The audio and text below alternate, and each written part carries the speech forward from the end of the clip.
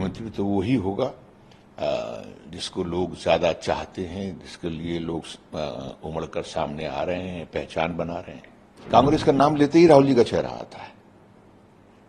पहले सोनिया जी का भी आया करता था, लेकिन अब सोनिया जी राहुल जी के साथ आती हैं। हरियाणा बात करते ही हुड्डा साहब का चेहरा सामने आता है।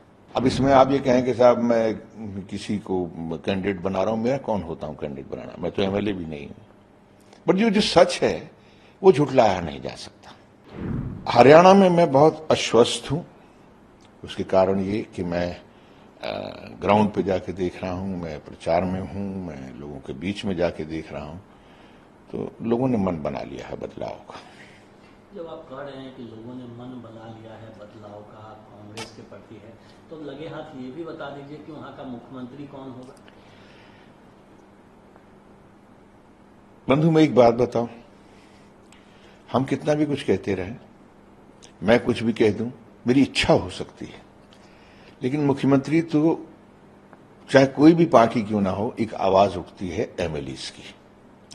हाईकमांड उस पर अपना निर्णय लेता है और उसके बाद में हो सकता है कि अगर मान लो हाईकमांड किसी और को भी चाहता है तो वो एक बार एमएलएस से जरूर डिस्कस करता है।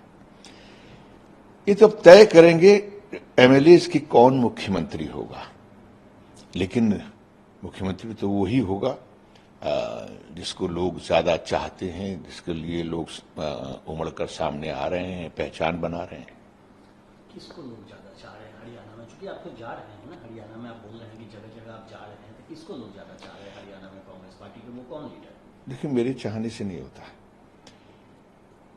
हम जब बिल्कुल फील्ड में खड़े हुए हैं, एक ना प्रदेश की, देश की, पार्टी की एक पहचान होती है। अगर हम आज की तारीख में ये कहें कांग्रेस का नाम लें, तो हमारे आदरणीय बहुत बड़े बड़े नेता हैं, हमारे अध्यक्ष हैं, लेकिन राहुल जी का चेहरा पहले आता है। कांग्रेस का नाम लेते ही राहुल जी का चेहरा आता है। पहले सोनिया जी का भी आया करता था, लेकिन अब सोनिया जी राहुल जी के साथ आती हैं।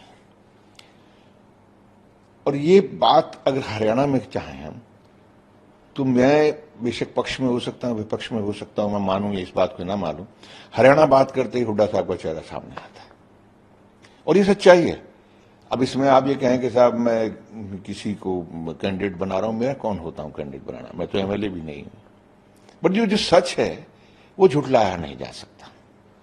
लेकिन आप ये भी देख रहे हैं कि हरियाणा में कांग्रेस में इतने डिफरेंसेज हैं ग्राउंड पे कि लोग एक दूसरे के लिए प्रचार नहीं करने जा रहे हैं, मुख्यमंत्री बनना चाहते हैं लेकिन प्रचार के लिए मैदान में नहीं उतर रहे हैं, इतनी नाराजगी है। तो इन सब के बीच कांग्रेस पार्टी चुनाव जीतेगी कैसे? नहीं है, ये सब कुछ ऐसा कुछ नहीं है। सब प्रचार करेंगे। आज 26 तारीख है, आज राहुल जी भी, जो 26 तारीख से राहुल जी भी हरियाणा में आ रहे हैं, तो प्रचार में सारे नेता जो नहीं पहुंच पा रहे हैं वो भी पहुंच जाएंगे और सभी ने कहा भी है कि हम प्रचार करेंगे। जहां तक सवाल है सीएम फेसिस का, जितना भी वर्चस्व वाले नेता होते हैं वो अपने लिए अपनी बात कहते हैं, अपने लिए अपने आप को मजबूत नेता की तरह सामने रखते हैं और अपने क्षेत्र में भी, अपने जो उनका एरिया होता है, जो जहां पर जो उनके वर्कर्स ज्यादा होते हैं या जहां पर उनको लगता है कि हम प्रभावित कर रहे हैं, तो उन तमाम जगहों को बचा के रखते हैं वो। और ये क्योंकि शुरू से ही अगर आप देखेंगे, पंजाब जो है बड़ा था, पंजाब से टूटकर हरियाणा बना, तो हरियाणा एक बहुत छोटा सा प्रदेश बना। वहां दिखाई दिल्ली में बैठ के बहुत देता कि क्या हो रहा है। आपको महाराष्ट्र में दिखाई नहीं देता, आपको यूपी में दिखाई नहीं देता। मैं बीजेपी की भी बात कर रहा हूं, आपको बाकी प्रदेशों में दिखाई नहीं देता, बिहार में दिखाई नहीं देता बीजेपी के लिए। हर प्रदेश में होता है, लेकिन दिल्ली से एक बहुत छोटा प्रदेश है जहां आपको बहुत दूरबीन से देखने की जरूरत नहीं पड़ती, वैसे देख लेते हैं। मैं आपसे पूछना चाहता हूं, बीजेपी में क्या मुख्यमंत्री के चेहरे नहीं है? जो भी बेशक यहां से गए हुए हैं कुछ, आप दक्षिणी हरियाणा में देखिए, एक चेहरा बहुत साफ कह रहा है, इंद्रजीत जी, कि मैं मुख्यमंत्री का चेहरा हूं। बोल रहे हैं कि नहीं बोल रहे हैं? और आप चलिए दक्षिणी हरियाणा से चला, क्योंकि मैं वहां से आता हूं इसलिए मैंने ये बात कही। अब आप चलिए उत्तरी हरियाणा में चले जाइए, अनिल विज जी कह रहे हैं कि नहीं मैं मुख्यमंत्री का चेहरा हूं।